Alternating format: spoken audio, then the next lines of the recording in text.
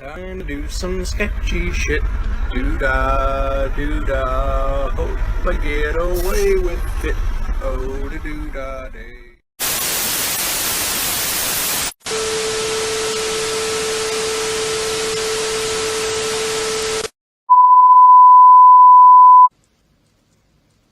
This town needs an enema.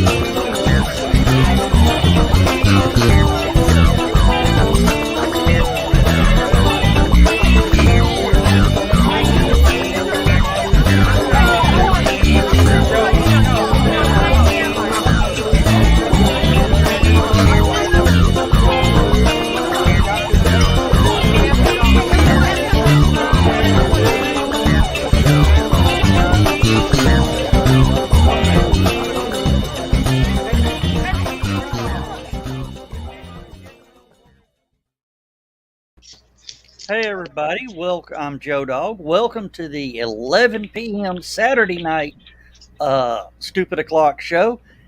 And I apologize for the 9 a.m. Stupid O'Clock show. That was something that we were working on and it just never happened. So everybody that was sitting there waiting for the 9 a.m.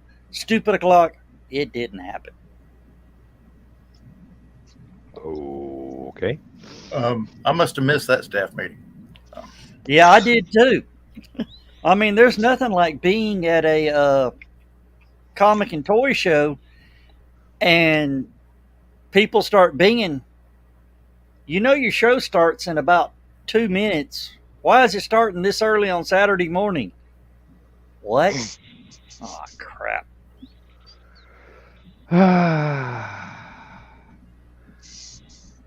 Scheduling problem. Yep. Sarah, I'm Yeah. sorry if you tuned in. We weren't there. If really. 9 o'clock in the morning on a weekend? Not when I don't get out of bed before 12:30. I'm practicing for retirement, thank you. Now, which comic show were you at? It was Cleveland Geekster. No, never heard of it. Tell us about it. Yeah. Well, I really wasn't there. Chris Walker was there most of the day. It was my sister's funeral was today. So it was pretty much I got there in time to set up, show Chris what needed to be done, and out the door we went. And then by the time I got back home or got back to it, it was over. I got back in time to pack all my stuff in the car and leave.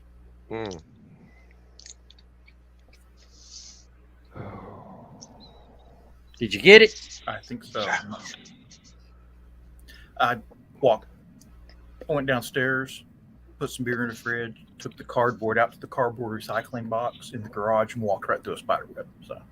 So if you see me doing this about 50, 60 times. And I have a Black Widow spider in my kitchen window. So how long before it's a dead Black Widow? I'm debating it because I'm not entirely sure it's Black Widow. It looks like a Black Widow. It's about the right size, But, Hey, Rich, how are you doing? Does it have the red hourglass on I its can't back? tell. Well, the males don't have that, So I know. only the females have it. So I don't know if this one's male, female, or what. So I didn't ask. I'm not dating or anything. And you didn't pick it up and look on his belly, right? No. Yeah. Didn't take a peek.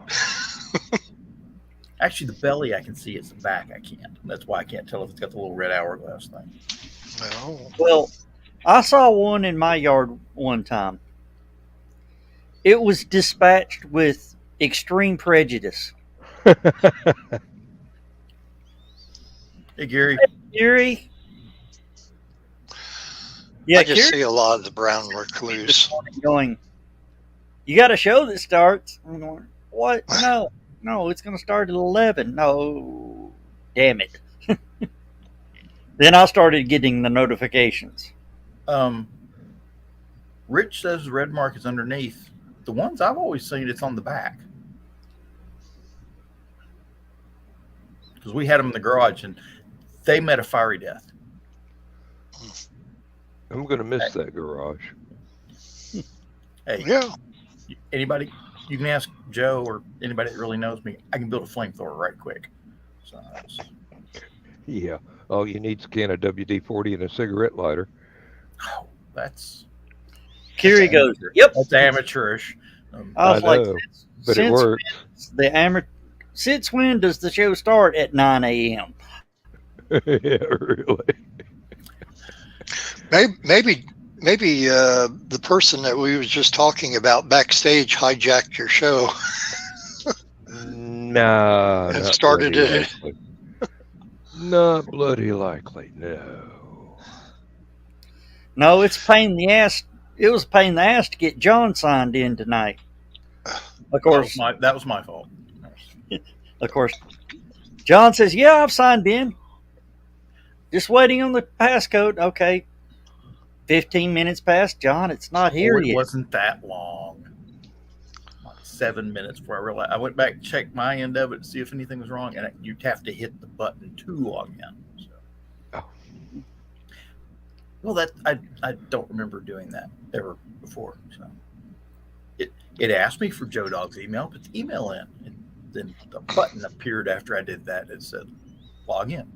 Then it wants the passcode. So. Mm-hmm. Could be the guy that hacked Uber. No, I haven't heard about that.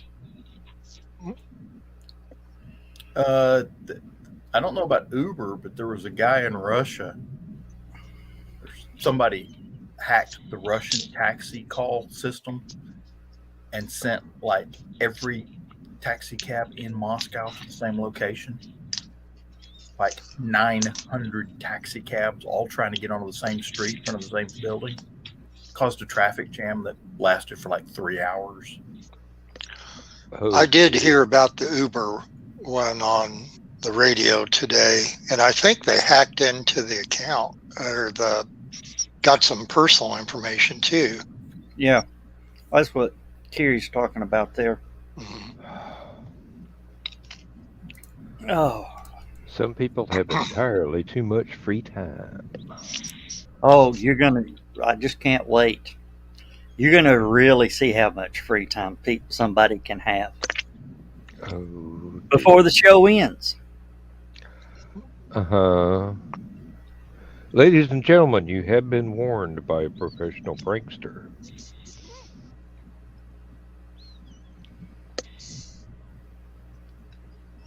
Okay, Uber's. I'm reading this. It's from the New York Post, so I don't know how credible it is. But Uber confirms alleged teen hacker breached its network and taunted employees.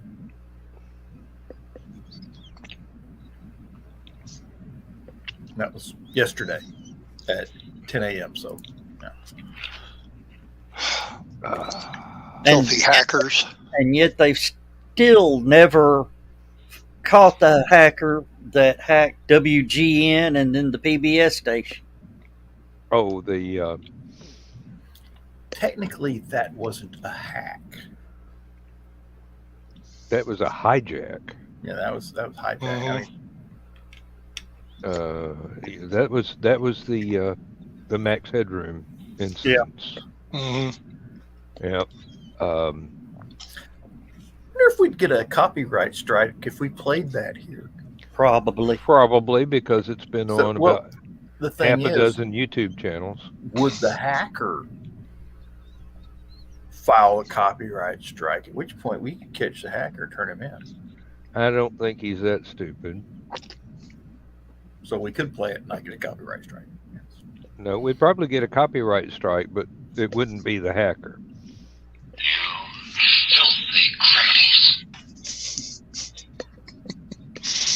Actually, I've heard rumor of who it possibly could have been.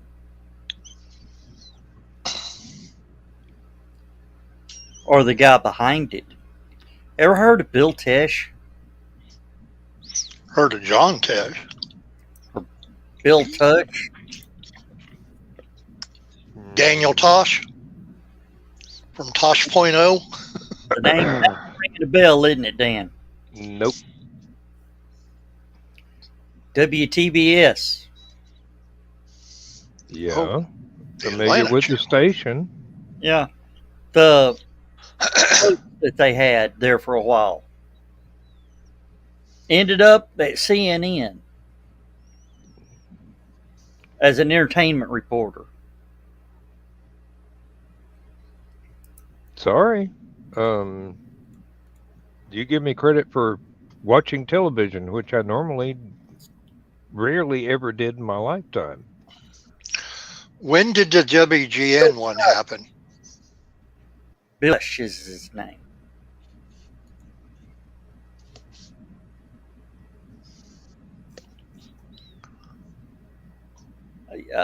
Well, And if you Bill Tush, he was born in Pittsburgh, Pennsylvania. well think about it. That was the right when TBS and WGN were hard fighting the early cable system. Yeah. Yeah. Mhm. And And Captain he was working Outrageous for- was he was working for determined to spend TBS. enough money to win. Oh. He had his own television show for a while. Yeah.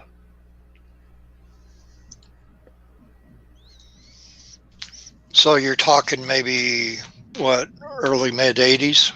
Yeah. Yeah, Which he joined. happened. He joined TBS. Let me see. Trying to find a date on it.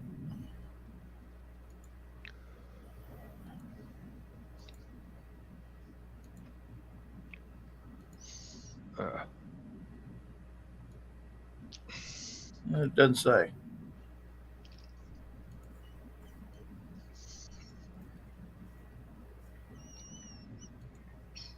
Oh. Let's see.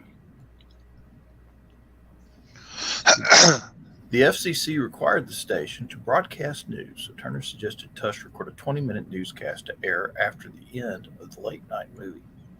The newscast was named 17 Update early in the morning. It was rebroadcast at 5 a.m. Yeah, WGN had a show called Night Beat that was basically about the same almost.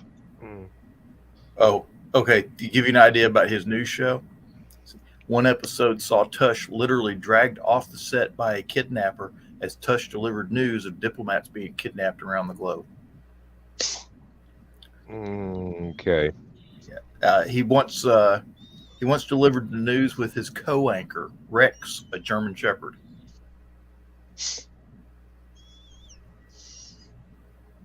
Okay. Yeah, and he's also done skits for Saturday Night Live's Weekend Update and The Daily Show.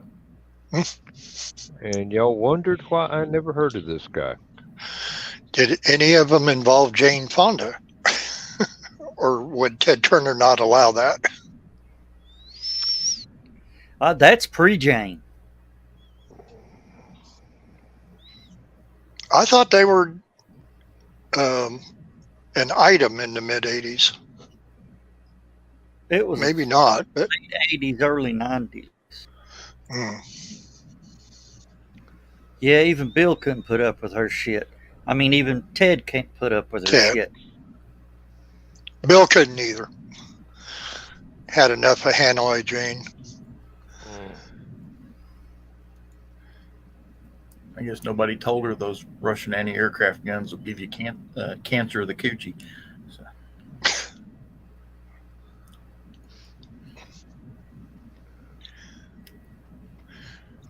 I think Ted's main claim, the fame was starting all his programs at 5 minutes after the hour or half hour.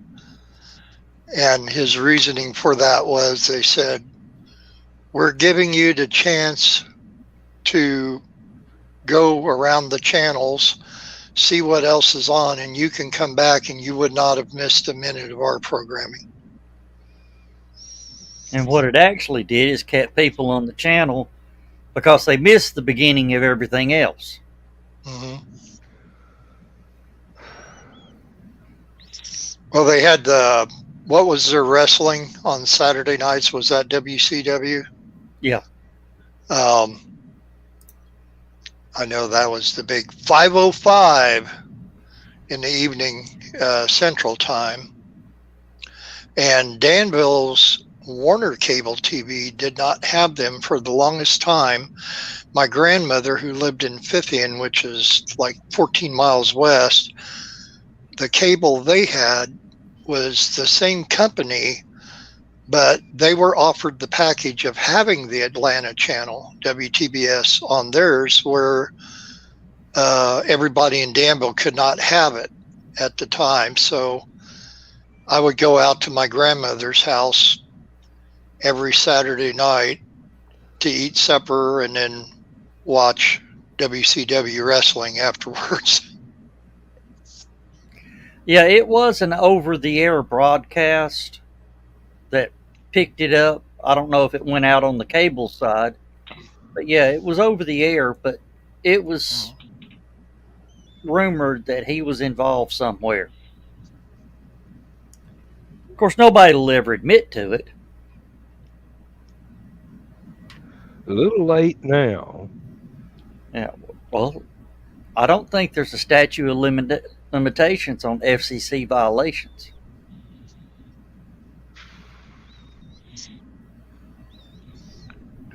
If they have reason to go after him, I guess, if it's lucrative to do it. Yeah, that's the thing nowadays. Can we make money off of it? Mhm. Otherwise, it's a waste of time. Do we have a slam dunk conviction? Mm. Yeah, when the feds pick up somebody, it's a slam dunk conviction. The lawyers may drag it out for 6 to 8 months in court, but it's a pretty much what they want to do is they're going to present enough evidence to you beforehand to just go ahead and take a plea. Yeah. Well, R. Kelly's finding out all that right now, so. Oh, yeah.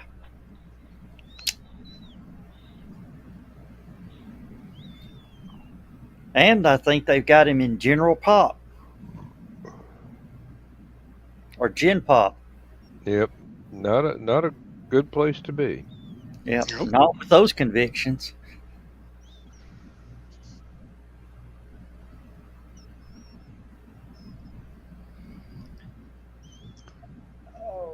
What you looking for, John? Oh, just looking at news stories. Anything interesting? Well, let's see. Georgia middle schoolers passed around edible gummy bears that parents fear might have been infused with THC. Best that elementary class ever acted. Yeah, well, the parents are objecting because it was their gummies. Probably. I live in Georgia. I know the parentage around here. Let's see. Elon Musk hitting back at Russia over their threat to take out a bunch of his satellites.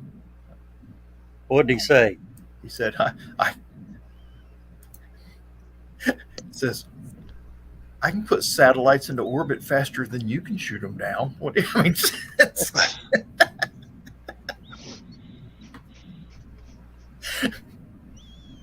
He says, really?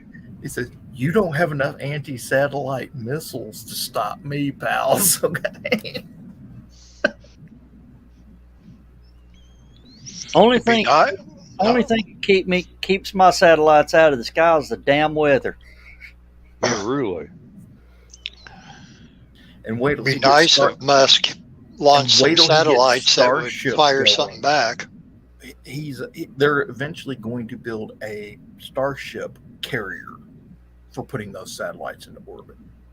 And it's not going to put up 47 or 54 of them at a time. It's going to go up there and dump 1,000 at a time. No, they scratched that idea. Did they? They're going to a version 2 satellite. It's big and will be have more capability.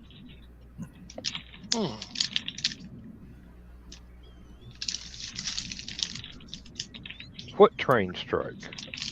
Nick? Oh, the rail workers were going to go on strike. Oh, yep. Okay. Yeah, that's not happening now. They came to an agreement.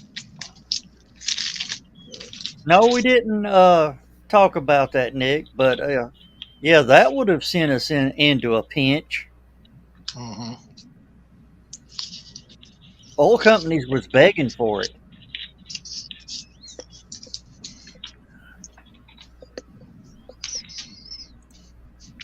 Say that again? The oil companies were begging for a railroad strike? Yeah.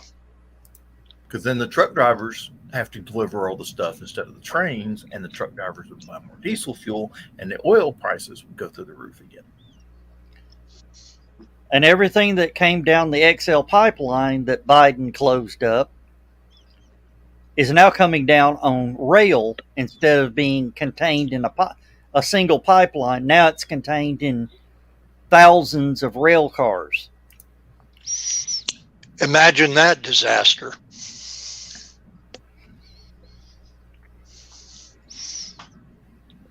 As opposed to there's a big typhoon about to wipe out Japan. Oh, I'm sorry. There's part of one is slamming into Alaska. Alaska's getting hit with a typhoon, and then Japan's about to get wiped out by one. I blame Rodan. Boy, could you imagine if that typhoon hit Alaska next month?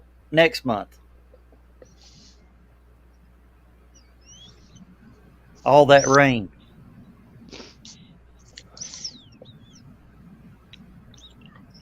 Start another ice age. Just about. Wouldn't worry about any glaciers melting. Polar bears floating across the ocean. They could walk. Hey, Ace. Hi, Ace. Ace. Happy birthday, Ace. Oh, yes, indeed. Hadn't been on Facebook today, so I didn't know. Did you tell Lindsay about the changing of the Royal Mail Service? No, I did not. I told you I was going to let you save that till you could tell her in person and risk your own neck. Have you heard about that, John? Mm-mm. British is changing the name of the Royal Mail Post Office to Charles III Post Office. C-3PO for short.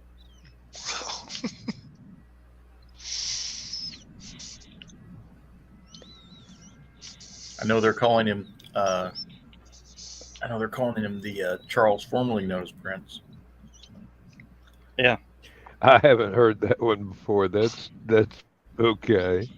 Too late, Donna. Too late. I'll help you out, Joe Dog. Here. There you go. You got your laugh. Oh. Yes, folks, it's National Batman Day. So you know how I'm going to be dorking all night long. Okay, I like this one. Poland has a. Let me see. They have this thing called Gdansk Bay and the Vistula Lagoon. Okay, and for years, they have to get into these two waterways. They have to ask Russia permission to use the Baltinsk Strait to get the ships between the two. Well, in a big FU to Russia, Poland just cut a new canal to bypass any Russian interference with them moving ships through there. I thought you were going to say something entirely different. No, I think that's kind of cool. Oh, I'm sorry, but it's not. It's not completed yet, though. They're still working on it. So. But you know, we need to kick the hell out of Russia while they're down. That's just all I'm going to say about it. Just keep kicking it until you stomp the cockroaches into the corner. Kick them while they're down.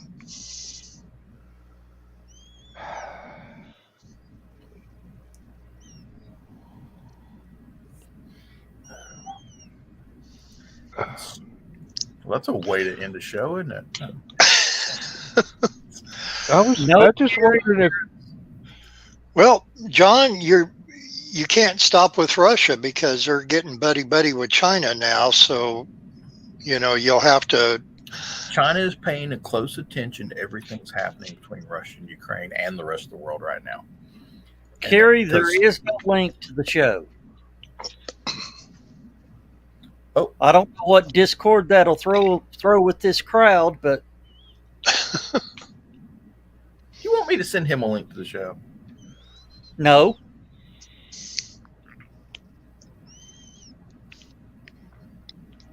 I think Dan's already caught on. Yeah, I did.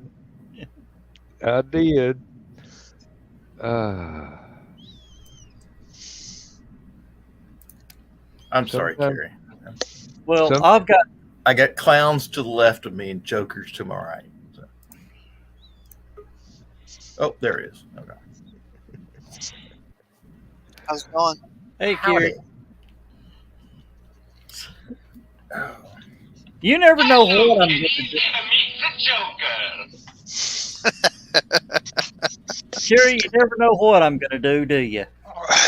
Nope. John said Joker. Yeah, Lewis is still mad at me.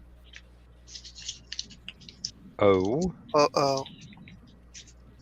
What did you do this The time? slow-motion paintballs? Oh. That was a good one, actually. Come on. You didn't see that, Dan? Can we play that? Can we play that here? Maybe. If you pull it up. I'll do that. You gotta go find it first. I actually have not been on Facebook today, so anything anybody's posted since about lunchtime yesterday, I haven't seen. Oh, this was Wednesday, I think, when I posted that. Wednesday or Thursday. If you posted it, don't mean I seen it. I ain't getting rickrolled. I don't care what you post. All right. Let me see here.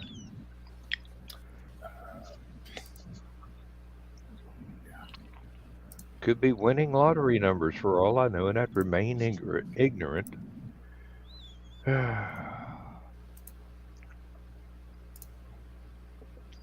I just want to win the big lottery once. Just let me win it once. There Did you you go. have full screen, John? Yeah. Go ahead. Well, let it run through. You can't stop it and rewind. Yeah, I can. Yeah. Have you stopped it? Rewind. Yeah. All the way back to the beginning.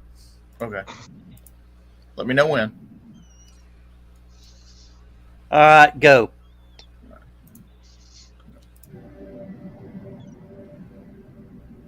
This is amazing. It's the paintball, two paintball guns firing each other in slow motion.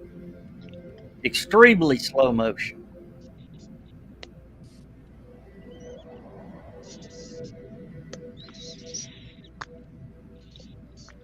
Did you turn the sound up?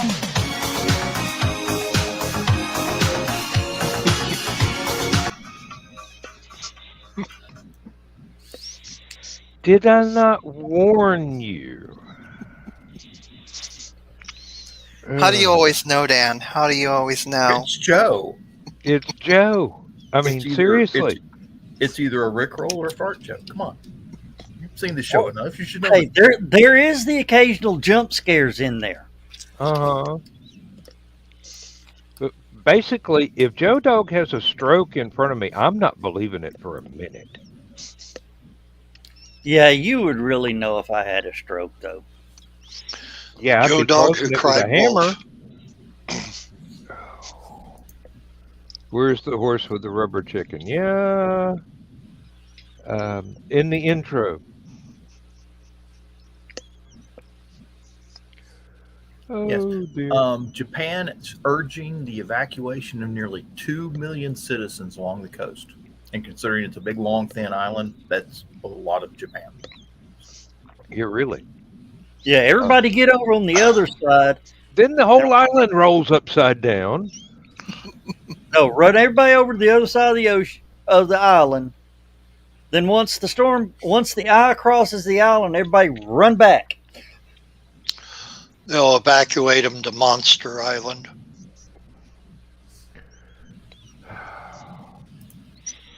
With the two little Japanese girls that sing to bring Godzilla out. Carl says, "Hey Don, I was watching people fight on the comic show, and then I left when Nina started oiling up. I'll be back. I got to watch a replay." Is that the new version of I'll Be in My Bunk? Yeah. Oh, yeah. Oh, Okay, yeah. After all of these storms here lately, Japan might be welcoming Godzilla and just tell him, point westward, please. Oh no, there goes Tokyo.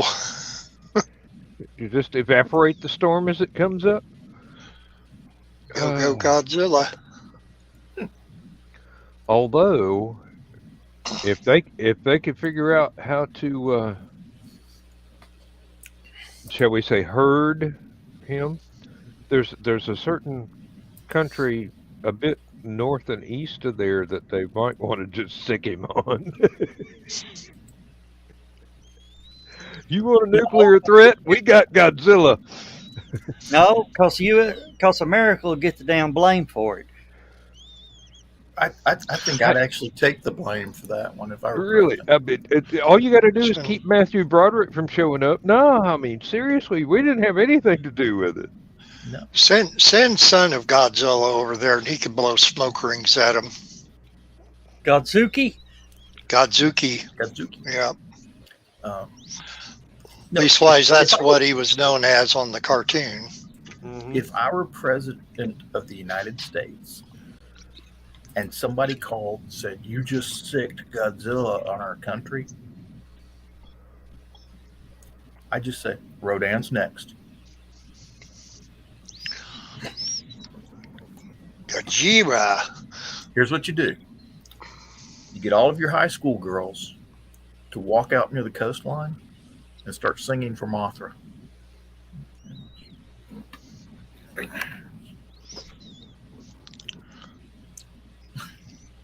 No, I understand. I'm with John right there. Yep. I'm thinking it would devastate the cotton industry, at least. Everybody be wearing polyester again. Can you imagine the look if all these high school girls show up on the coast of China or wherever and start singing for Mothra? What, 10 million high school girls? I mean, Yeah, that'd only be one school, though. see, they have 1 billion people in China. Mm-hmm. You figure half of them are women. No, it's closer to 1.7 billion now. You're getting Carl all excited. That ain't hard to do. He's probably Googling as we speak. Mothra. Well, in America, they do those stupid challenges, like the Mothra challenge. the dousing down the cinnamon and till they cough up clouds of cinnamon and all that. Why can't they do something cool like the Mothra song? And you're talking about Carl and all that. This is what Carl thinks every time I post something in the Secret Humor group.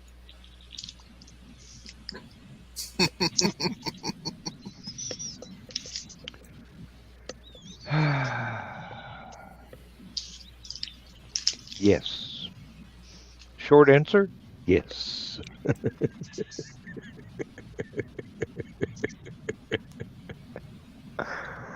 Google it.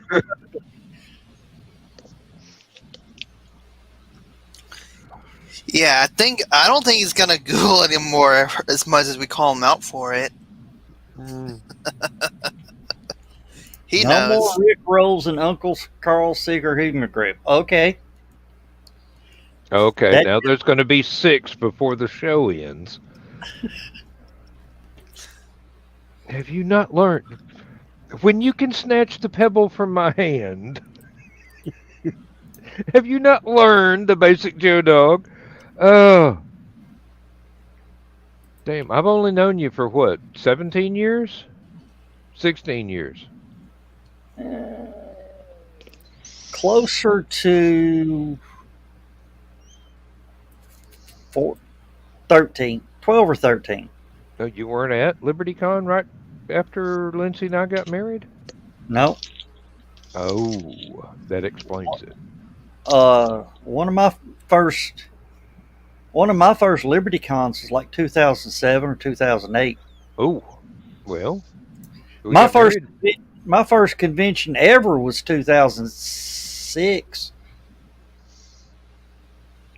Well, that's the year that Lindsay and I got married, and the year let's see, I think it might have been 2007 was the first time I took her to a LibertyCon, or it might have been right after we got married. Yeah. Donna just says, "Oh, hell, did you have to challenge him, Carl?" And then Rick goes, "So myself, eulogy life goes live, it'll still be in twice." Oh yeah, the ninja come closer. That's actually, it ain't close enough to midnight for me to say it completely, but come to Papa. It's midnight somewhere. Yeah, but yeah. Well, I am a firm believer in the Indiana Jones theory when you deal with people like that. You wipe the sweat off your brow, you pull your 45, and go on about your way. That was a Webley, wasn't it? So it was a 455. Yes. Not that that was the only. They made Webleys in several calibers. Yes, that's what I just said. Not that that was the only Webley ever made, but he is American. He's going to go for the largest caliber he can get. Oh, I have a cohort. I can no longer post Rick rolls, but Rich can.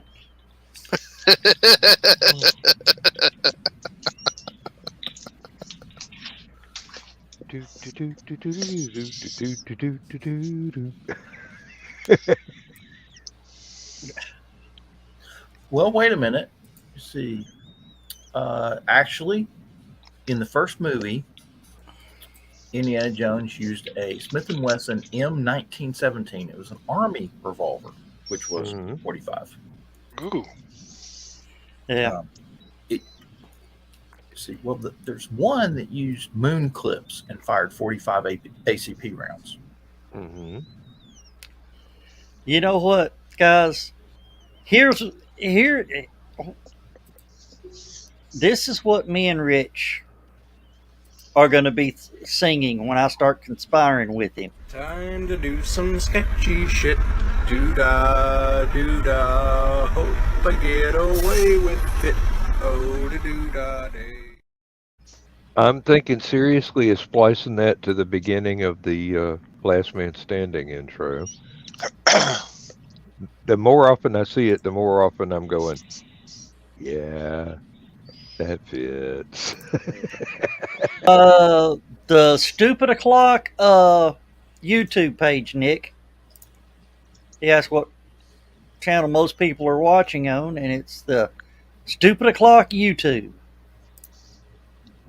YouTube? Yeah.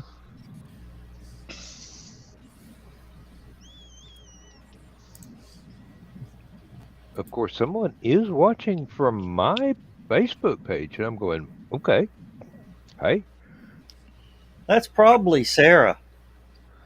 I do not know, but I'm glad to see that my YouTube page is being useful for something, bringing people to this higher education here.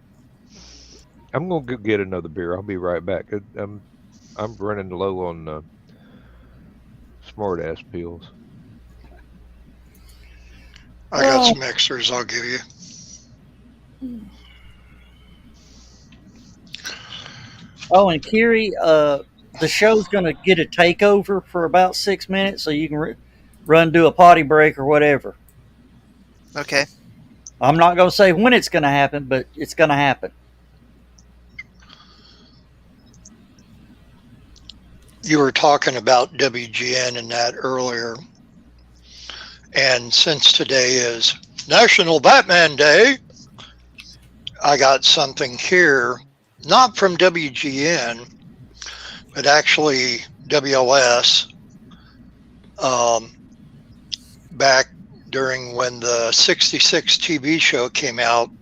Ron Riley, who was a big-time celebrity DJ for WLS, the Rock of Chicago, 50,000 watt blowtorch, they actually had a Batman club, and Adam West and Burt Ward actually came and did little remotes with them to help promote that, much like the Monkees. When they went to Chicago, they went to WLS, and they actually took over WLS.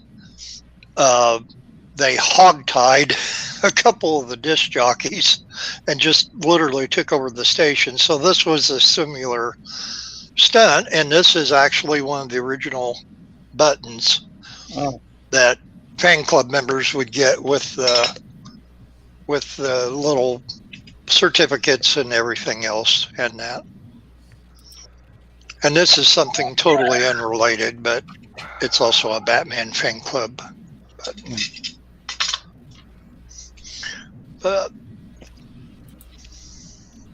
So what happened, Dan? What do you mean, what happened? All right. Well, you just came back. Well, I went and got another beer. oh, okay. Has Lindsay said anything about the disinvitation? No, right now she's worried about trying to get the people that dropped this dog and cat off to come and get them again. Oh. Have you heard about this? I have not the faintest idea. No, I have not, obviously. The redheaded stepchild and his wife have been disinvited to the state dinner tomorrow night. Oh. Wow. Oh, I see. Yes. Now you understand? Mm-hmm. You actually see the news report. No, I haven't seen a news report, though. I understand what you mean now. Yeah. Not before time, if you ask me.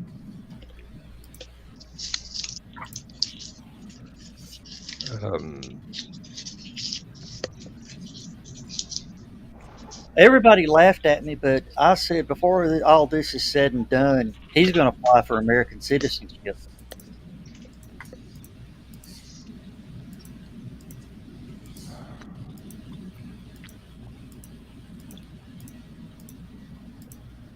Yes, Sarah, that is absolutely true.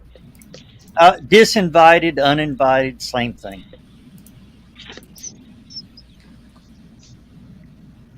I think disinvited sounds more British. Mm-hmm.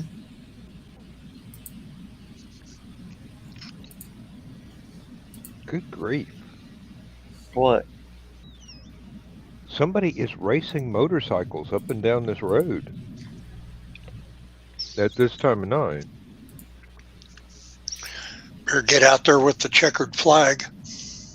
I've got 911 on speed dial. If they come around this curve at the speed I hear them going, they're going to wind up in my oak tree. They're not going to be on the road anymore. They're going to be flying off the curb and up into the air. We've already had like 10 wrecks in this yard, and over half of them happened when my brother owned this house instead of me.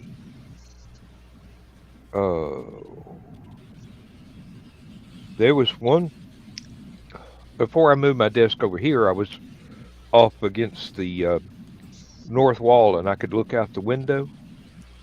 And I did exactly that one day and saw somebody going past my mailbox sideways in the road. And then heard a large, oh no, they were spinning. They had totally lost it going partway through this triple S curve that we live on. They wound up on a huge rock outcropping in my next door neighbor's yard, which is like 30 feet off the road and 20 feet lower than the road.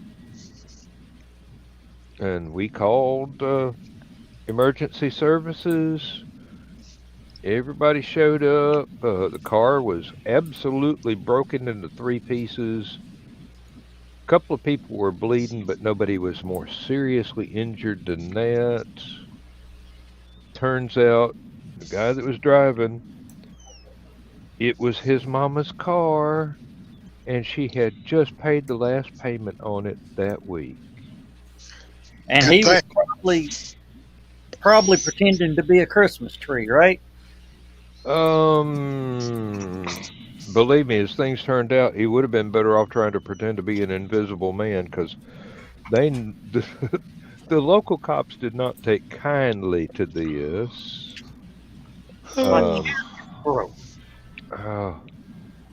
Your chair just broke? I think so. Oof. Breaking news. Joe Dog's chair just broke. Chair breaking news. Okay. Film at 11. That's a little better. All right. Oh, no, my chair's leaking down. Oh, the air cylinder broke. Yeah, I reached to, lock my chair, and it just went like, damn. Yep, my chair in my lab at work has been doing exactly the same thing, and it's because I'm having to share my lab in an emergency situation here, because the air conditioner works right in my lab, but the brand new $1 million air conditioning system they put in the other lab where the machines are supposed to be does not work correctly, and the people have been called time and time again to try and get it to work, and they just can't get it to work. And all of a sudden, I've got lots of people in my lab that ordinarily would not ever have been in there, and sharing my chair when I'm not there with several other people. And all of a sudden, they like to sit real close to the floor and prop their feet up and play on the cell phone, because there's no windows in my lab. Once you shut the door, nobody knows you're in there. You know what you need to do? Yeah, but I can't do that. It's not legal. No, you just... Well, one Monday morning,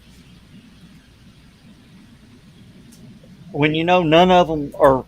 Next time none of them are anywhere around, install one of them fake security cameras up on the wall with a little red blinking light or whatever. And when they come in, just go and point at it. Yep. That I was might going to work. say install an air horn to the bottom of the chair. Yeah, so when they go all the way down, it goes, ah! Yeah. Yeah, that would get me talked about. But But the fake security cam sounds like a good idea, huh? it doesn't even have to be fake. I can put a real security cam in there and tie it into the plant system. They don't know I can do this, but I could.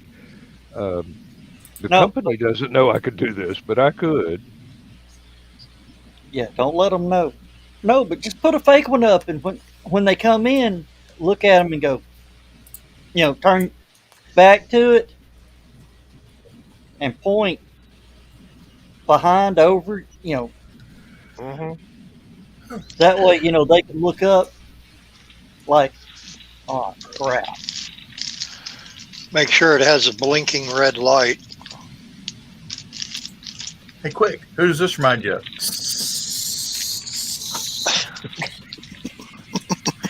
I'm melting.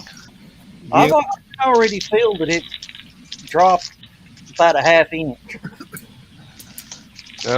With mine, and the thing is that there are several of these people are rather stout. Not to be insulting or trying to shame anybody, but I'm not built on the same scale they are. They're just well fed. This is true. Husky. Big boned, yes. We can The go through Husky all of that, department at Sears. Yeah, big bone. The chair has been fine for 6 years, and then all of a sudden, when somebody else is using it when I'm not at work, the problems crop up. Basically, what I have to do is let the seat all the way up, and then thump it on the floor 2 or 3 times so that the air valve springs back. Finally, what I think it is the gaskets are leaking.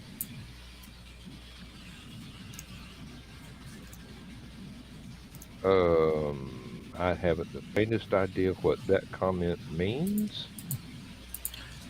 You know all the problems they've been having in the Suez Canal with ships getting turned sideways and stuff? Uh-huh. They're raising the rates for ships transiting the Suez Canal. Oh, and that's just going to get passed on to normal people. Slicey Slicer, could you sort of explain yourself? Yeah, really. Do you really want them to? Yeah, just more evidence for what it. Oh, Rich.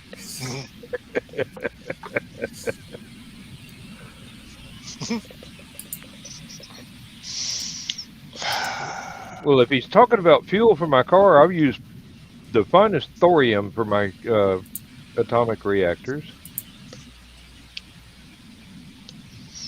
Did you say atomic reactor? Atomic batteries to speed.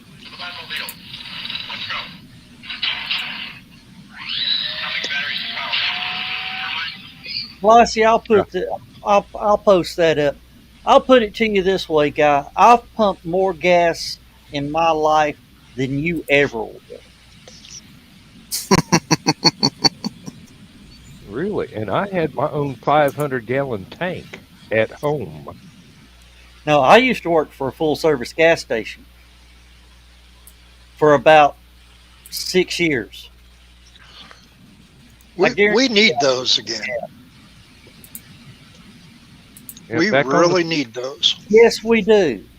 Back on the farm, we had 2 500-gallon tanks of diesel fuel and 2 500-gallon tanks of high-test gasoline, one of which was reserved for me when I started college. That was my dad's contribution to my college funding.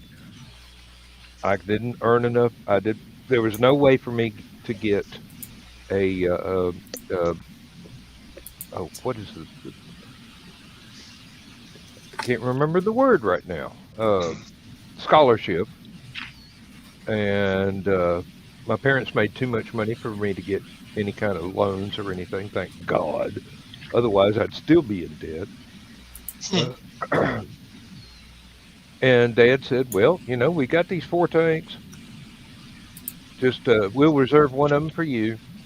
You use it all during the quarter. I'll fill it up every quarter that you're going to school. If you empty it, you have to buy your own gas.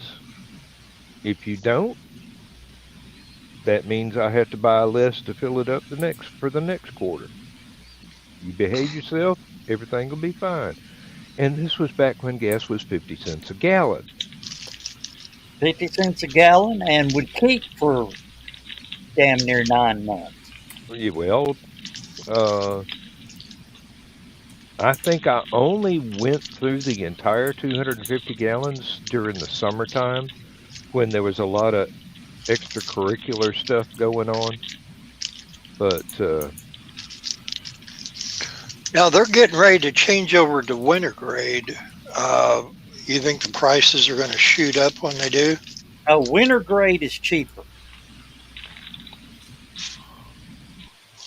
It'll actually go down.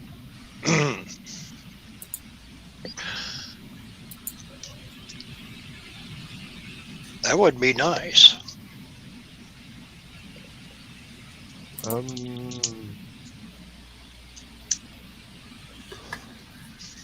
Well, he's a very polite troll. Mm-hmm.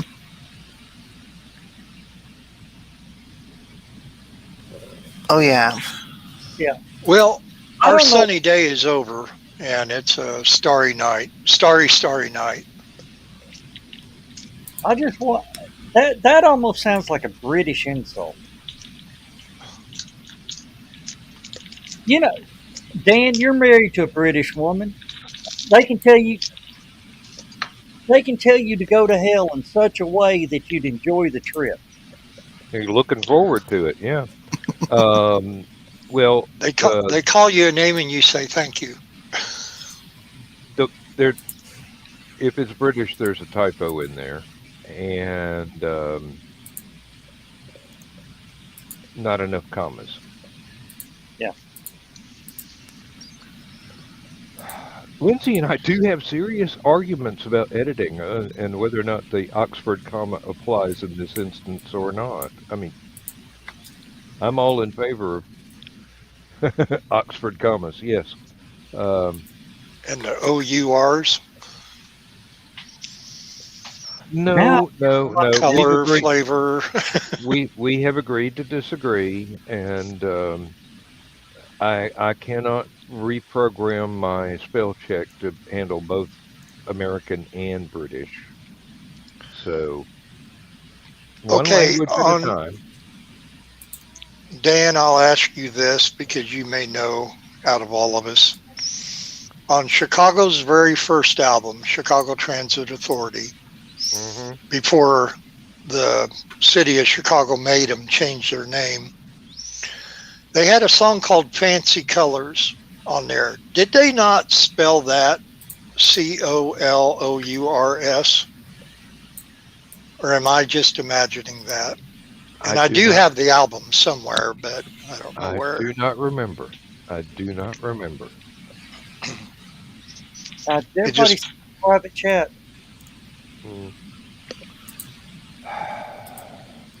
So, All right, you've been warned. Okay. What, Dan? I'm just waiting. Yeah. Ooh boy. Oh, okay. All right. So what are you talking about, Kiri? I forgot. Okay. All right. Hey, we interrupt this video to bring you a word from our sponsor, Raid Shadow. What? Oh.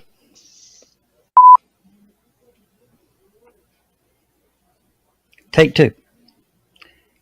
Ready? 3, 2, 1. We interrupt this video to bring you a word from our sponsor, What? Not them either? Take 3. Okay. 3, 2, 1. We interrupt this video to bring you a word from our sponsor, Nope. Crap. Oh, that's right. I got it. Okay, here we go. 3, 2, 1. We interrupt this video to bring you a word from our sponsor, HallowCon, a fantasy and horror convention, mostly known as HallowCon. HallowCon is a multi-fandom convention held every year on the weekend before or of Halloween. This year it will be in Dalton, Georgia, the weekend of September 28th through the 30th. Starting at 3 p.m. on the Friday, running all weekend until 3 p.m. Sunday. HallowCon has author guests, vendors, entertainers, and most of all, food. Lots of food. Their food is fantastic. It is fabulous. It's the greatest food ever. No, I mean, good, fresh, cooked all weekend, and good and fresh, cooked all weekend. It's included in your badge. Your entry badge price. Yeah, that's right.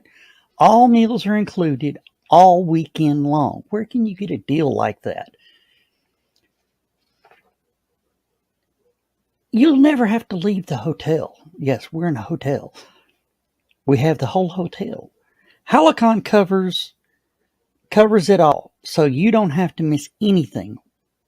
They don't even schedule programming during the mealtime. This year is HallowCon's 20th anniversary.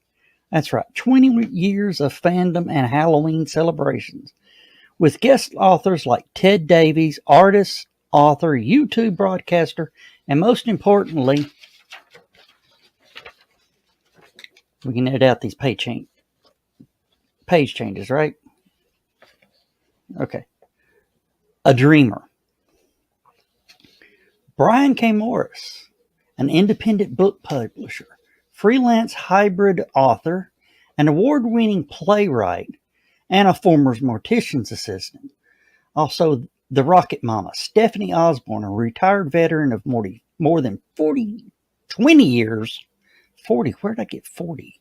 Okay. Oh, well.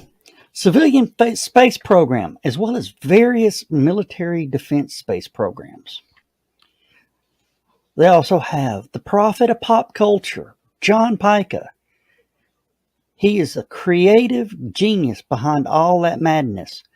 John has an extensive career as a professional entertainer, storyteller, and his shows and panels are not to be missed, including the Saturday morning back of the cereal box cereal review. You have to see that to believe it. Next, there is Kevin Severson, a retired veteran of the U.S. Army with over 35 published works. He writes in science fiction, fantasy, and post-apocalyptic genres. And last but not least, our 2 resident authors, T.D. Robson and K.T. Hunter. T.D. was born in Chattanooga, Tennessee, and between trips to the other realms from his home in the Tennessee Valley, he shares the fantastic and magical stories that he's collected on his travels.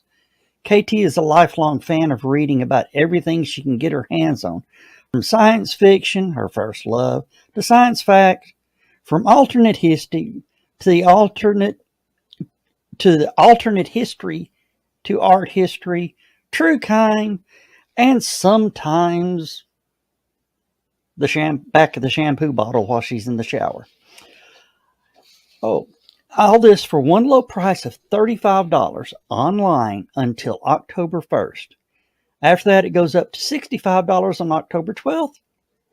When registration closes, then the badges will only be available at the door. This year, HallowCon will be at the Dalton Econo Lodge, located at 1507 North Tibbs Road in Dalton, Georgia. You can reserve your rooms now by calling 706-226-2226. 9579 and ask for the HallowCon room rate or room block. Room rate, room block, it's the same thing. That will get you a room for $75 a night. That's cheap, people. That's cheap. So get your badges, reserve your room, get your best and favorite Halloween costumes, and come hang out all weekend with the best Halloween convention in the country, HallowCon, a fantasy and horror convention. Now back to the show. Hey, how was that? Awesome. Did it in one take. What do you mean it wasn't one? It was all one. It's all one. They saw all that at the beginning. You were supposed to edit that stuff out. Me edit? What am I paying you for? You just sat there and made goofy faces. I ain't doing this again.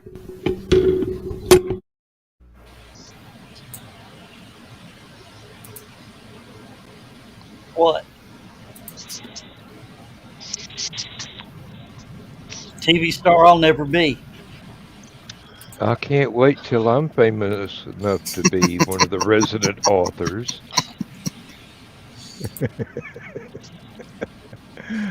Oh, but that's all right. You drop my name, nobody will know who the hell you're talking about.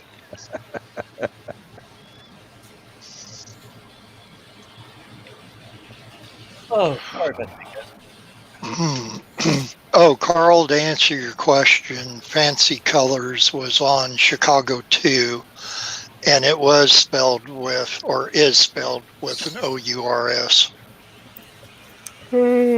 So I had it. I thought they were on the first one, but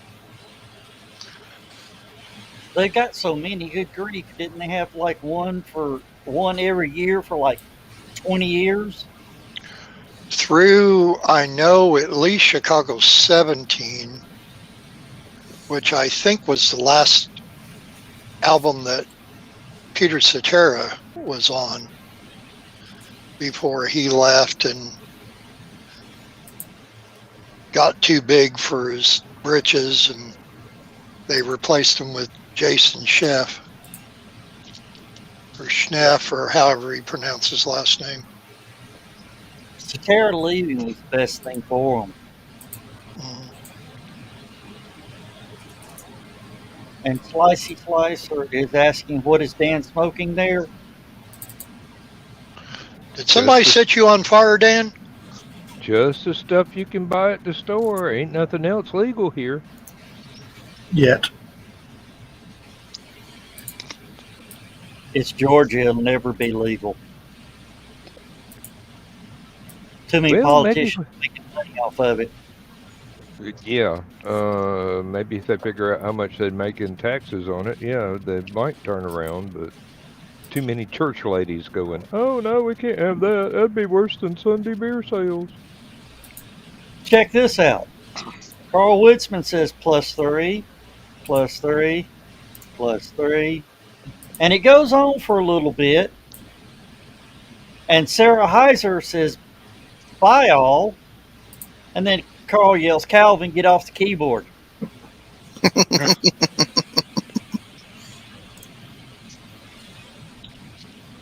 And Carl, Slicey Slicer saying, Carl, it's impolite to spam. Yeah, especially since you're a moderator of the chat room.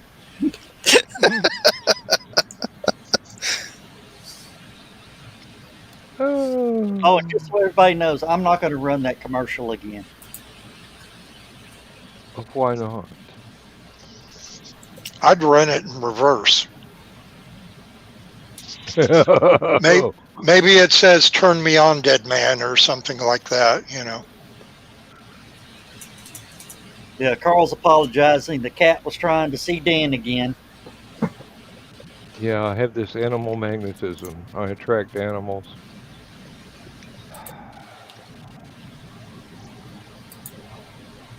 Oh, I don't know if I told the rest of you guys, but today was my sister's funeral.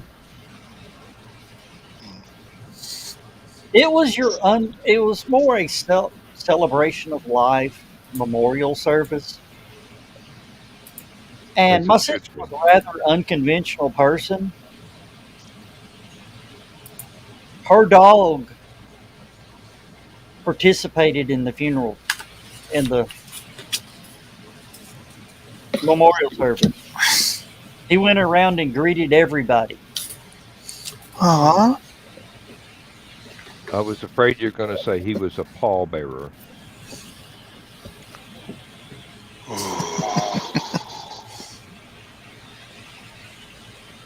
Oh, we expect that from Joe, you know. It was a preemptive strike. Ah. Oh, Hey, you've got all my condolences, Joe Dog. We're good. Oh. No, I think anymore, most of places don't like to refer to them as funerals. And just what you said, a celebration of life. Yeah. Now that would harken back, I guess, for older people to think about, instead of doing funerals, they did wakes. Yeah, I want a wake. I want my crew to get the, if it happens in the next few years, I'm not going to say, but if it happens in the next few years, I would like for them to get the big room that HallowCon's in and have the Molly Maguires play and set up the bar. So basically, you want a New Orleans funeral. Yeah. With the jazz band, well, you said Molly Maguires. They're not jazz, but Irish folk music band.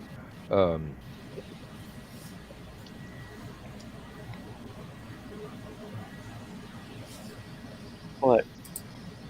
Carl. Yes, I heard about that today. That was very sad. Oh, dang.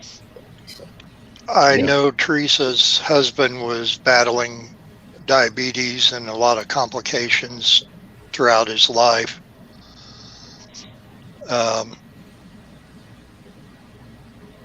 Yeah. Well, It's just crazy. Too many. Too many too quickly. Yeah. But then again, some of us are reaching that age to where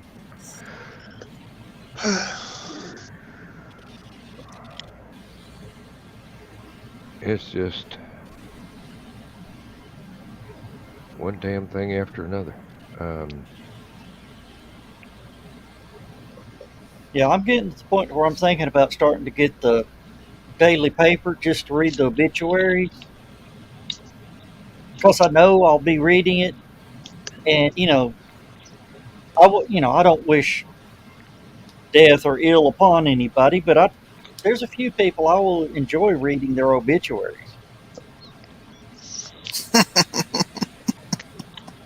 Now, my mom didn't do it for that reason, but when she got the newspaper, that was the first thing she read. And I said, Mom, stop being morbid, But I never know if somebody from my class, high school class or whatever,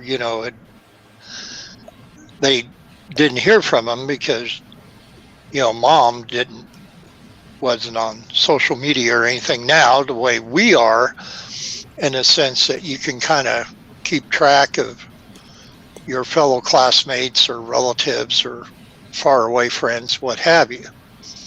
And that was her way of finding out if something happened, which then she would go and make about 30 phone calls to all the other ones to either give out information or try to get more information.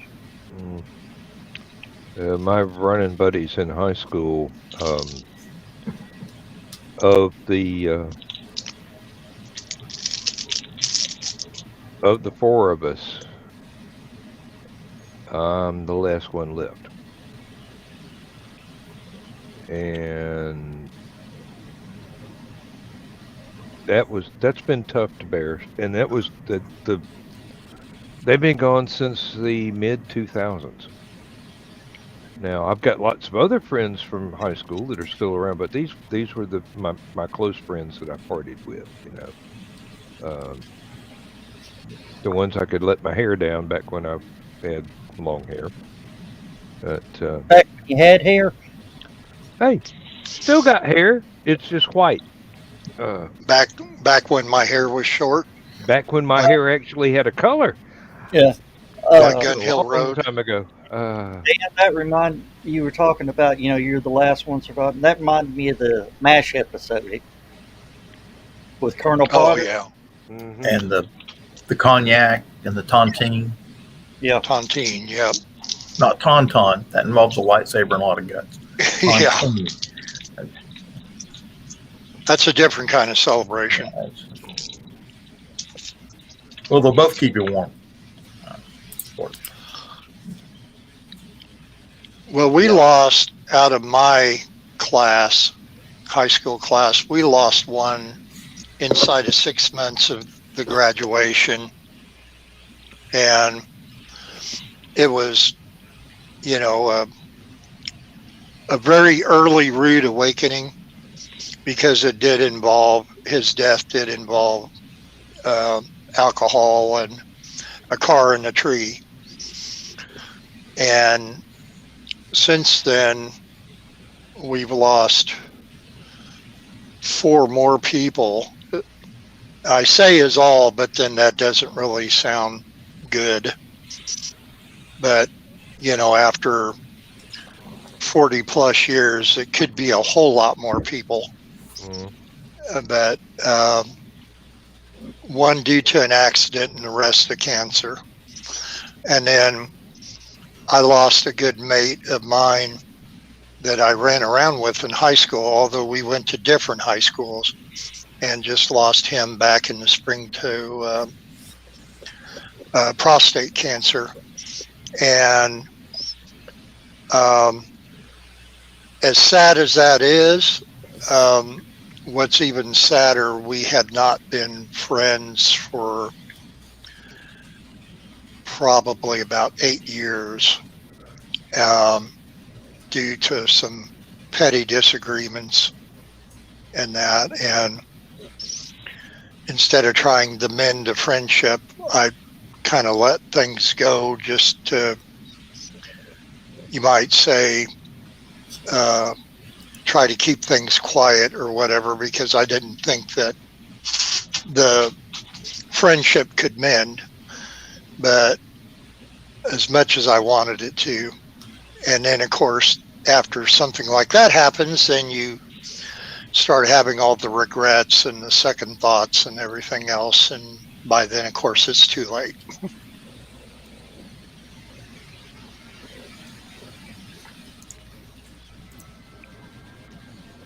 Yeah, I'm at the point now where I can remember the good times and don't have to dwell on why those times came to an end.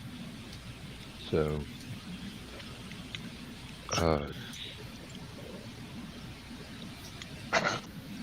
you just got to be glad that you have an opportunity to have those good times when you do. Oh yeah, yeah.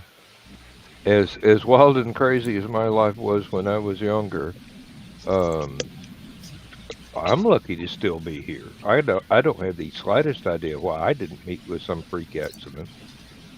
Well, I'll tell you, I was a little irresponsible as a younger fellow. I'll tell you this: if it wasn't for Donna, I probably wouldn't be here.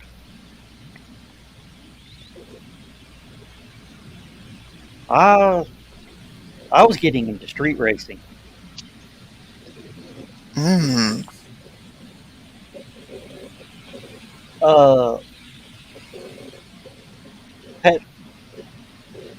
The car I had didn't have a speedometer at the time, but it did have a big block 400 Pontiac in it. Hmm. And we got a nice, well, you know exactly where I'm talking about. Mile Straight. Kerry? Hmm? Mile Straight. You know where Mile Straight is, don't you? Yeah. John knows where Mile Straight is, too. Mile Straight Baptist Church. But up on the freeway, it's almost 4 miles of straight road. Well, we got into the straight at that first mile marker. My friend says we built up to it, and he started the stopwatch when we crossed the first mile marker in the straight. And I just poured the coal to it. He went 1,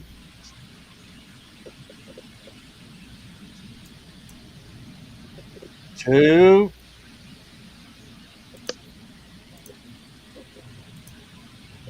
3. I went, and I pulled my foot out of it. He was counting mile markers in the minute. Wow.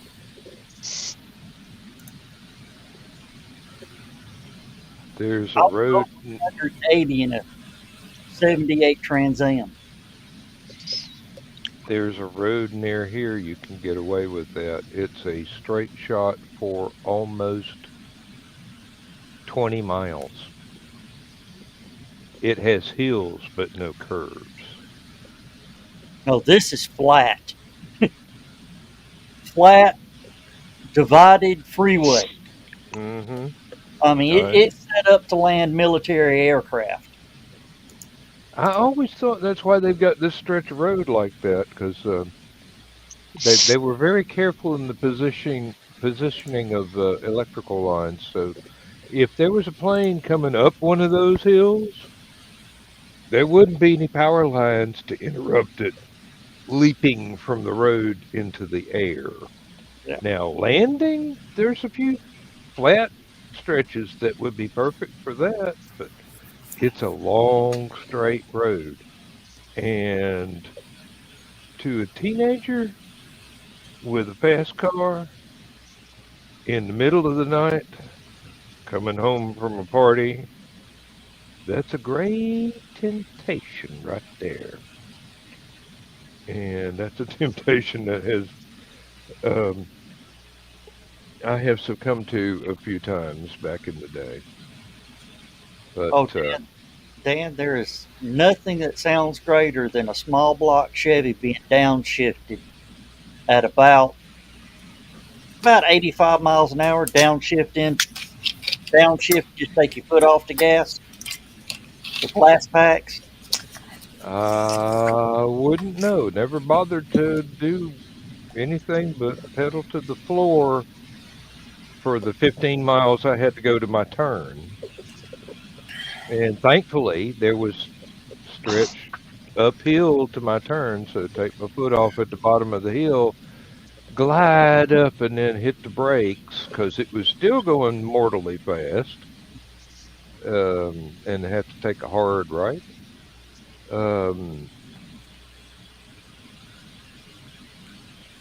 Well, you know the sound of the gear down sound, and you take your foot off of it. Mm-hmm. Well, I know that. I know that from the motorcycle, but not the car. Never did it in the car. Just kept hammer down till I had glass pack, and a friend that was behind me said I was getting nervous because I was seeing 8-10 foot flames coming out the tailpipes. It's a wonder any of us survived to reach the age of 20.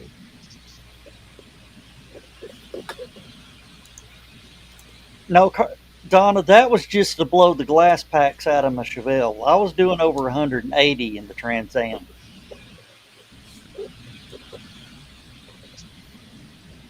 And you know, at that speed, all it would have took is a gust. All it would have took would have been a June bug crawling across the road, basically. Yep.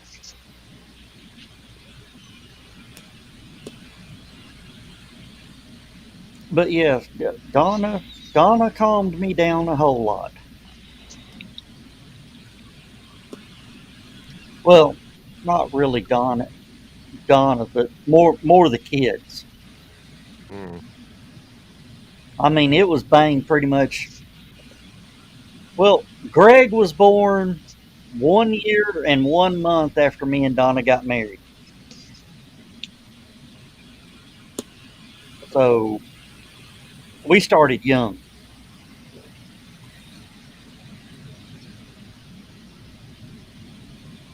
Hell, I was grandpa by 40. Damn, Wow.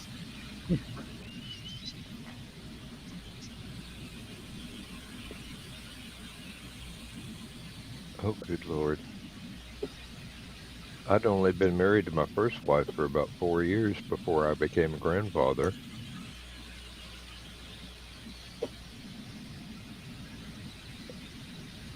My oldest girl is, let's see, what year is it? Okay, so she's 50, 52, 53, and I'm going to be 65 this year. You do the math.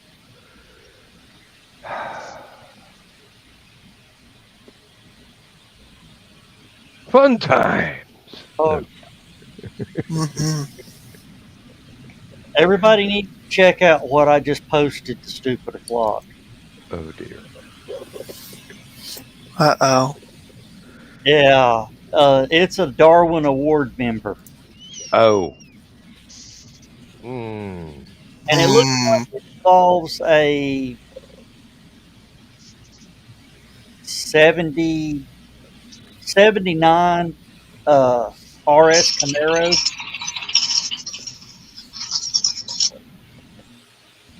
I don't know if I want to click that.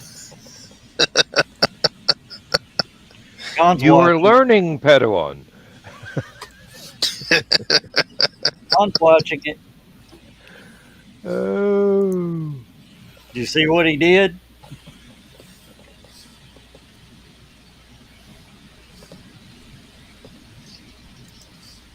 Rich goes,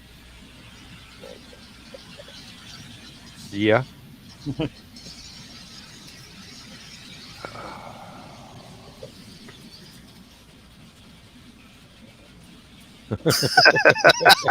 Rich watched it.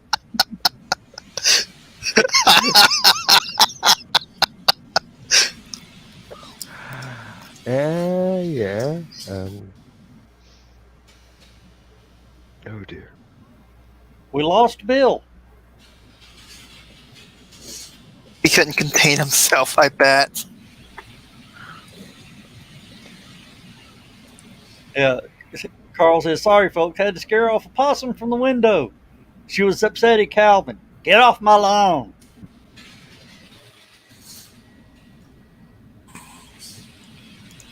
Oh, yeah. Oh dear. Wait till you see what I've got posted up in the humor group. Oh, Lord, what have you done? I don't know. He's been learning from us. The concept is frightening. Oh, there goes the warning alert.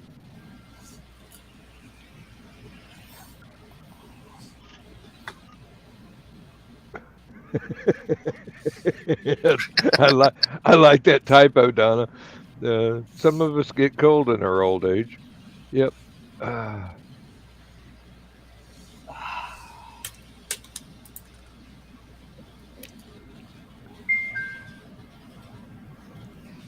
That's a new beat. Whose was that? That's mine. Oh. I don't have the usual Facebook Messenger ding, so I just have that. Good night, Carl. Good night, Carl.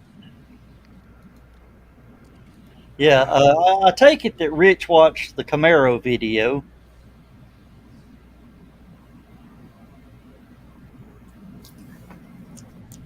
Did Well, you for watch this one, I Kerry? did. I Yeah. watched it. Yes. Yeah, leave a mark. Now the question is, was that before or after they put in seat belts for vehicles? They demand seatbelts were required. I think starting in '68. Is that right, Dan? the 62 Impala had seatbelts. I don't know They're if they were optional. required or optional. Yeah, Um, the 56 Bel Air did not have any seatbelts whatsoever. And the 67 pickup truck had seatbelts, but because of a fluke in Georgia law, if you had a pickup truck, you didn't have to wear your seatbelts. It was classified as a farm vehicle, even on the highway.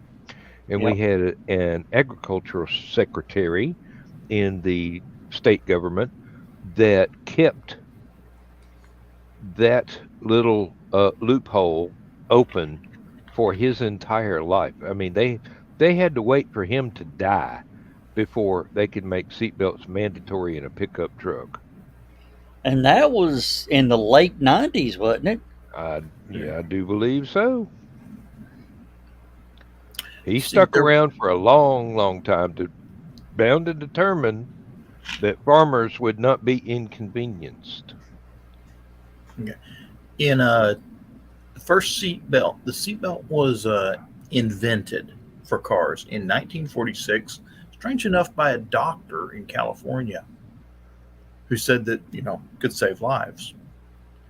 And then see, the first car company in the United States to offer seat belts was Nash. With the Ramblers, probably. No problem. And that was in their 1949 model as an option, factory option. Didn't the Tuckers have them too? Let's see here. Ford Could offered be. in 50, Ford offered it as an option in 55. They were not popular. Only 2% of Ford buyers choosing to pay for seatbelts in 56. Yeah, I think it became mandatory in '68. 66. 66. Congress passed National Traffic and Motor Vehicle Safety Act. Let's see here.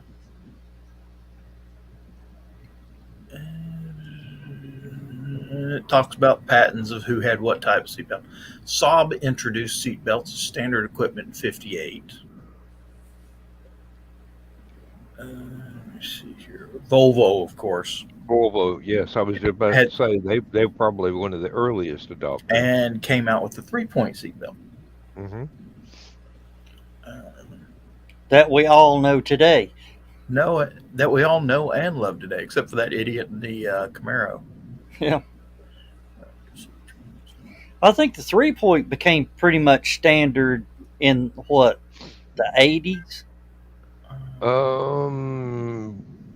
Must have been. I don't remember them in any 70s model car that I owned.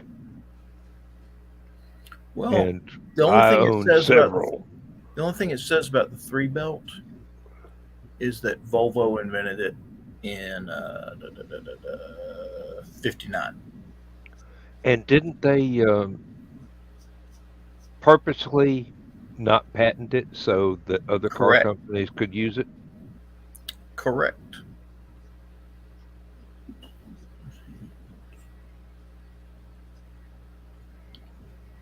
Yeah, there's another car company that's got a bunch of patents. But they patented it and then made it open source. Hmm. Tesla. Yep. Knew that was what it was going to be. Yeah. That's why the electric car boom's coming on so fast. And I think somehow they got it written into the use of the open source to if you want to patent anything developed off of that, it's got to be like 4 generations Yeah. of improvement. That sounds right. Oh, Bill lost the Wi-Fi.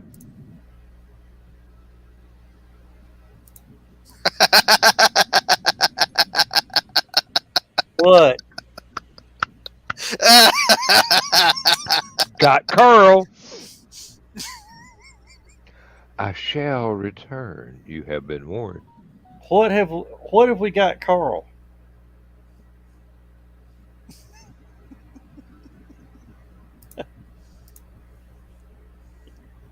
It's in the YouTube chat. Yeah, I see that now. Oh.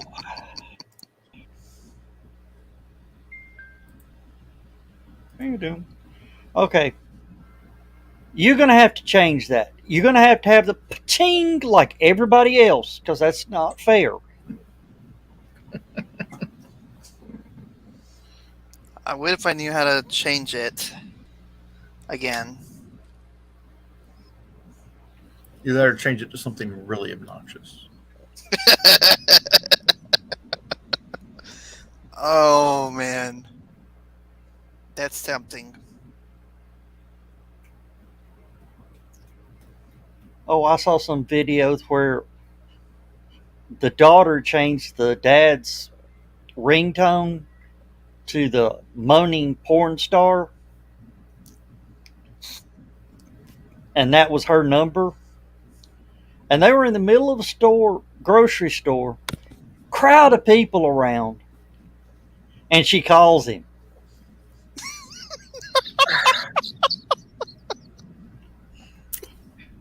What? That's just all. That she deserves an award. I mean, Mm-hmm. And he's like, when it first starts, he's looking around like, let's see. what the hell is that? Joe needs to have a ringtone of somebody having really bad gas. Yes. So every time Donna calls him, yeah, there you go. Changed Misty's ringtone to flatulence and kept calling her at church.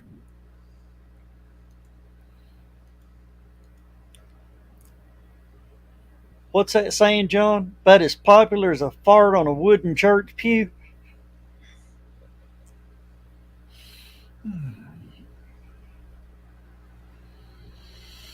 Oh.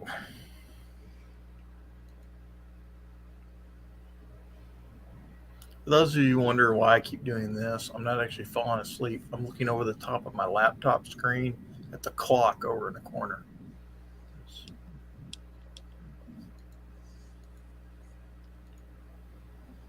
Why I don't look at the clock in the corner of the laptop screen, I don't know. It's a habit, I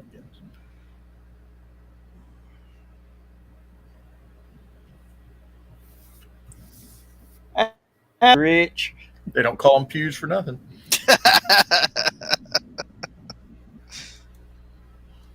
Carrie, we'll give you some of the oldest, corniest jokes you've ever heard. That's all right with me.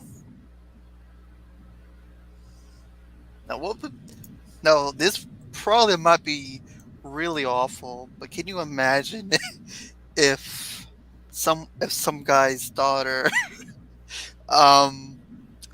changed his ringtone and it goes off a church playing some horrid sounding heavy metal music, and then everybody at the congregation just staring at him? Oh, that would be pretty bad. I think my best one that I ever heard at church on a cell phone, the guy had AC/DC's Highway to Hell.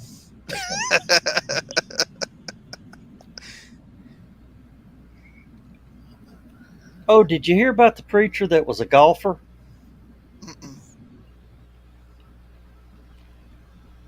Preacher was a golfer, and he woke up one Sunday, and he pulled the curtain back, and man, the skies were the perfect blue.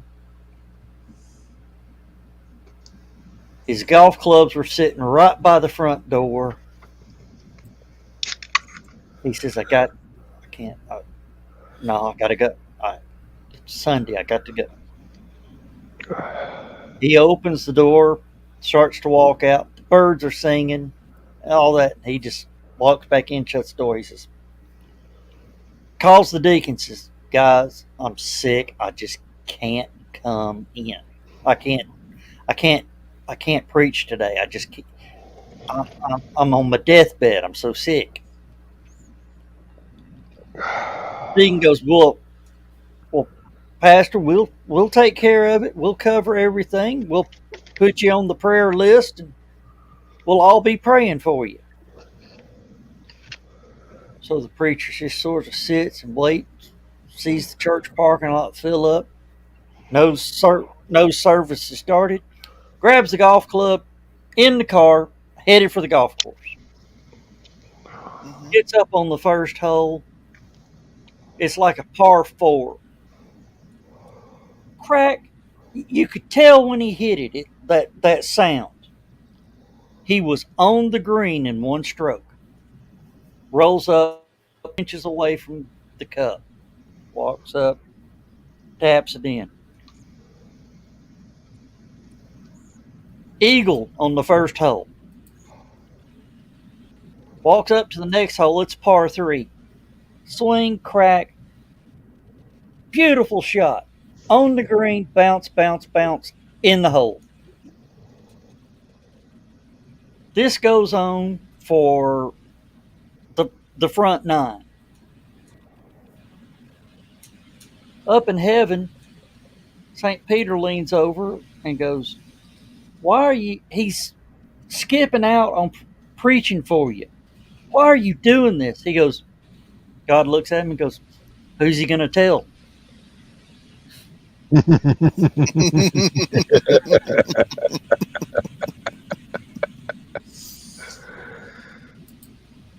Oh. Oh.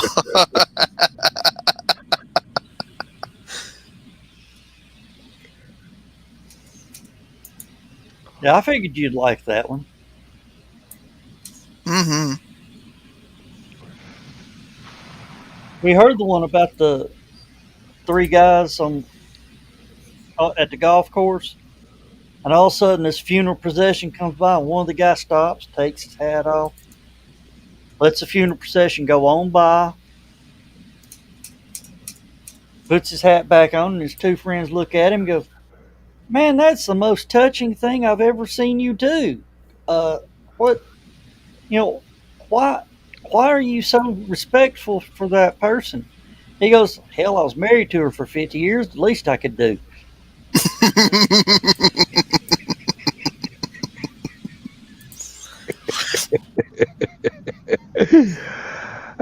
Yes, well.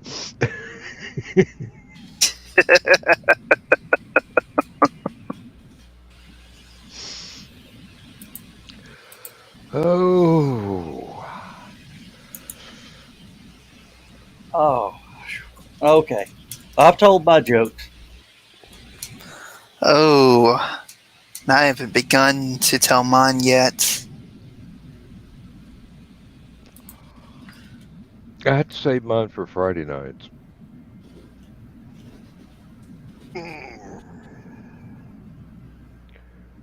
Let's say the Dalmatians too fresh. I can't do that one. Yeah, you've already done the Dalmatian one. Yeah. So a woman rushes to the doctor with a tampon stuck inside of her. Doctor, you have to help. I've got a tampon stuck inside of me. The doctor takes a good look. Yep, that's a tampon, all right. Stuck way up there. This is very unusual. Is this your first time using tampons? He asked her. No, not at all. I always use tampons. So how did this happen? The doctor curiously asked. It is my own fault. I purchased them cheap off of eBay. 100 tampons for $1, the lady admits. 100 tampons for $1. Are you sure?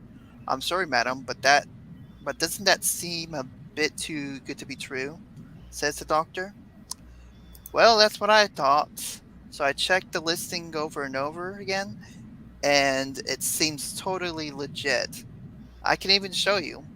So the lady says as she scrambles to retrieve her phone from her bag to show the doctor, "Look, Doc, it says even right here, 100 tampons for $1, no strings attached."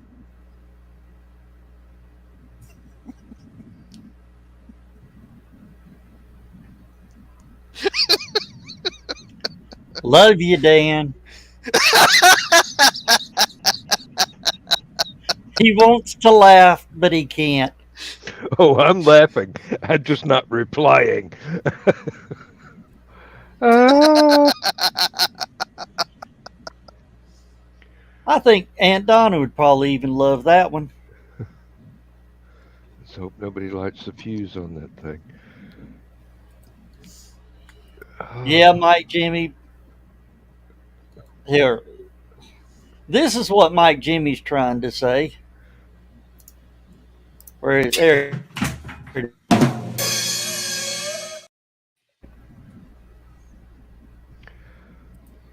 Oh dear. Oh dear. And we now owe Rich a new keyboard.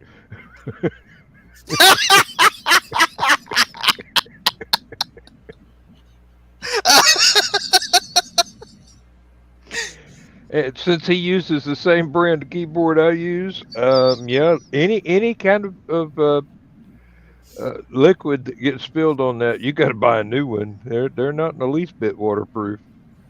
Oh Lord, I'm on my fourth one myself. Of course, I keep nodding off and knocking a can of beer over. And finally, I had to move the keyboard over to one side of the desk and the beer way over to another side of the other desk. Oh, Dan, don't tell me you're one of those that's got a keyboard. If you show it a bottle of water, it fritzes out on you. Pretty much, yeah. And the thing is, it's Bluetooth and runs 3 different computers. So if it messes up, I'm offline except for the emergency backup plug-in ones.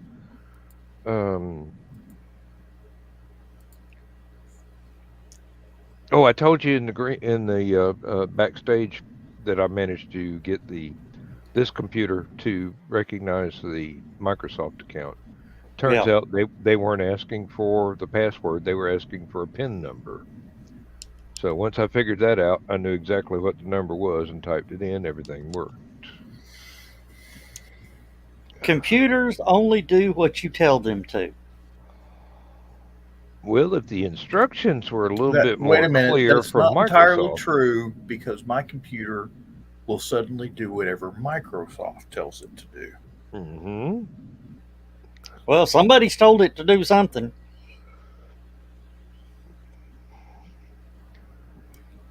I need them to do what I want them to do, not what I tell them to do.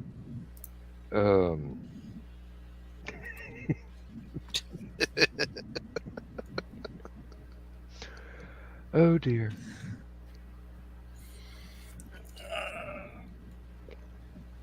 Well, since Rich is here, let me find one of them that I got to play something that Rich hasn't seen. Oh dear. He's done seen the sketchy shit. He's seen the honey badger. Maybe he's seen this one. Let me know if you've seen this one, Rich.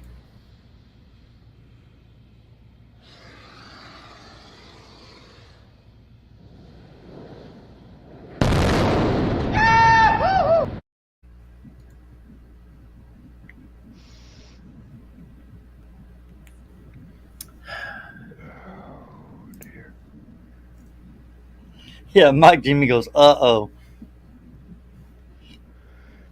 Yep, pretty much.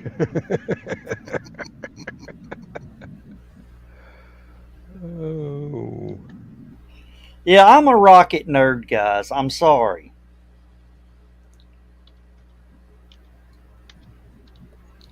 And you know what? I'm going to rocket nerd one more thing.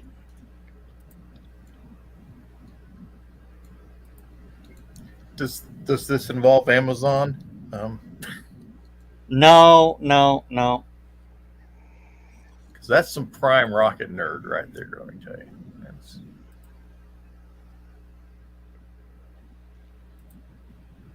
I'm looking forward to the day when you can order a spare SpaceX rocket from Amazon. That's gonna be two billionaires you make happy in one day.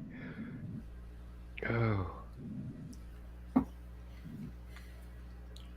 Let's see. I hope the shipping isn't exorbitant. Yeah, Mike, Jimmy, you've heard about SpaceX building their new Starship and testing it and some of the things going wrong. Well, the first one didn't go so well, and then somehow the AI in the rocket became sentient, and this is what happened. Ah, whoa, what's happening? Who am I? Why am I here? What's my purpose in life? What do I mean by who am I? Okay, calm down, get a grip now. Ooh, this is an interesting sensation. What is it? It's a sort of a tingling in my... Well, I suppose I better start finding names for things. Let's call it, tail. Yeah, tail. And hey, what's this roaring sound? Whooshing past what I'm suddenly going to call my head. Wind. Is that a good name? It'll do. Yay, this is really exciting. I'm dizzy with anticipation. Or is it the wind? There's an awful lot of that now, isn't there?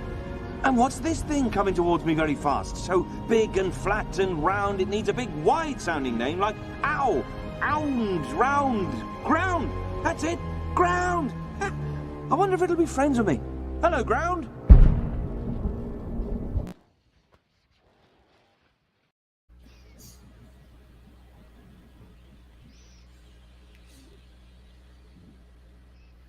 I love that. Whoever made that was genius.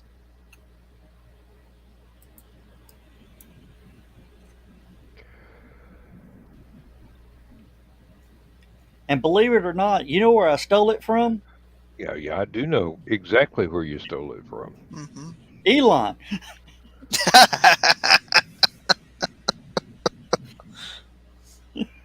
Well, I hope he gave Doug credit for the script.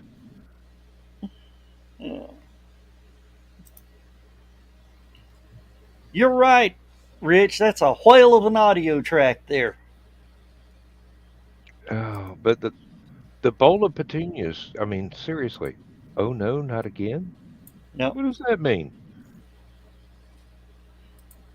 I know.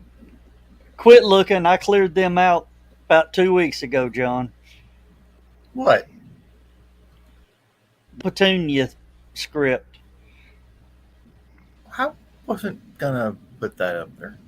Oh, okay. Unlike some people, I'm paying attention to the clock. You are? Yes. Mm-hmm.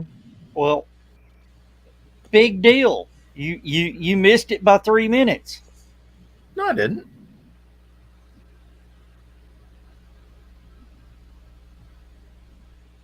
Okay. I got about 1 minute.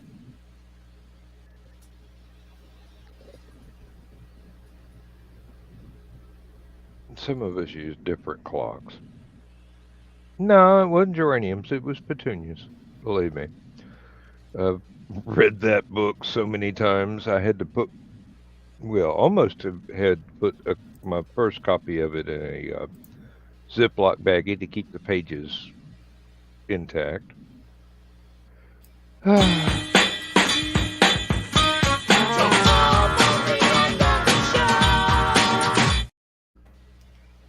Which means Dan Hollowfield's Last Man Standing is coming up next.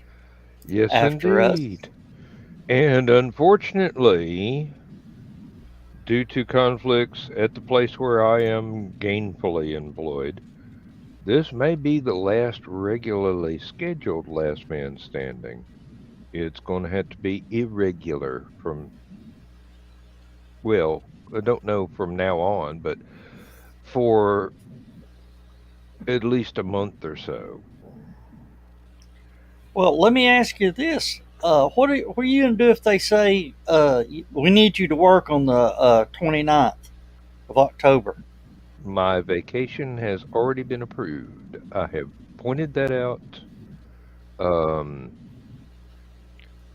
I have almost all of the last week of October scheduled for vacation, and I have the entire first week of November scheduled for vacation.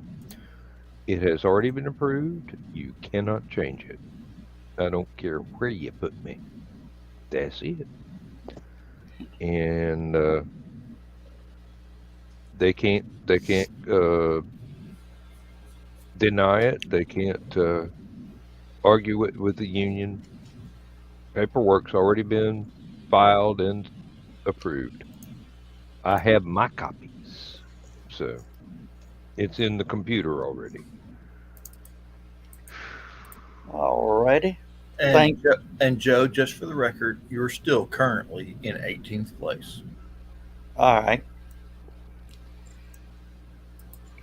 Yeah, it runs out on the 22nd. I got to get down to the 15th place, and I ain't going to spend money to do it. So we need to make sure we post that in Stupid O'Clock for all your buddies to go there every day. And because I still got 21 hours before I can vote again. So. Yeah, Rick says, well, it can be argued, just not successfully. That's true. That's true. And the nice thing is the union has just as much money for lawyers as the company does. And seeing as how it's the AFL-CIO, I don't think the company wants to piss off those folks. Yeah, I can see some places wanting a union, but where I worked, there was a no strike clause in the agreement that we would have a union at the city, which basically took all their teeth out. Yep. And it got to the point where I was seeing people get written up on a reprimand, and the union rep going, that's not right. Let me go talk to them. Comes back down and says, well, you got a 3-day vacation.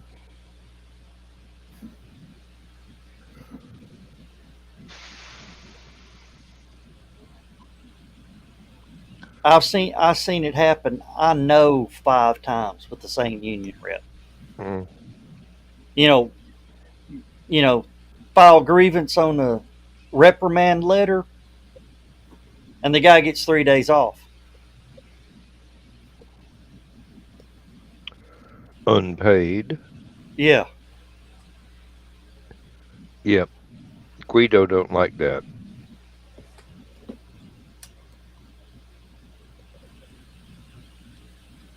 And then the union rep goes, you didn't make enough this week to pay your union dues. What if you kept your damn mouth shut? Mm-hmm. And since union shop, people started dropping out of the union. All right, time to hit the close. Mm-hmm. So with that, we're gonna say, wait. In honor of the Queen.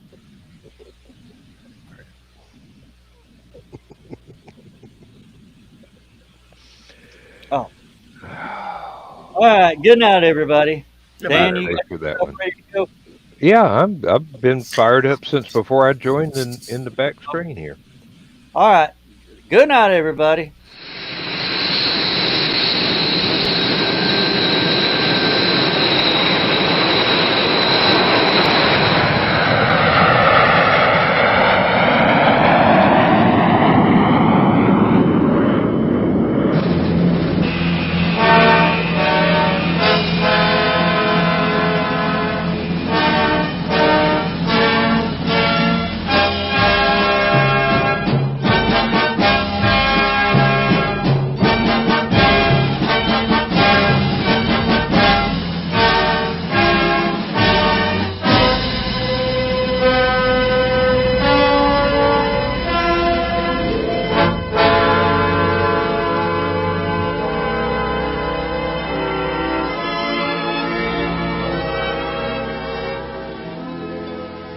slipped the surly bonds of earth and danced the skies on laughter's silvered wings. Sunward I've climbed and joined the tumbling mirth of sun-split clouds, and done 100 things you have not dreamed of. Wheeled and soared and swung high in the sunlit silence. Hovering there, I've chased the shouting wind along and flung my eager craft through footless halls of air. Up the long, delirious, burning blue, I've topped the windswept heights with easy grace, where never lark nor even eagle flew. And while with silent, lifting mind, I've trod the high, untrespassed sanctity of space, put out my hand and touched the face of God.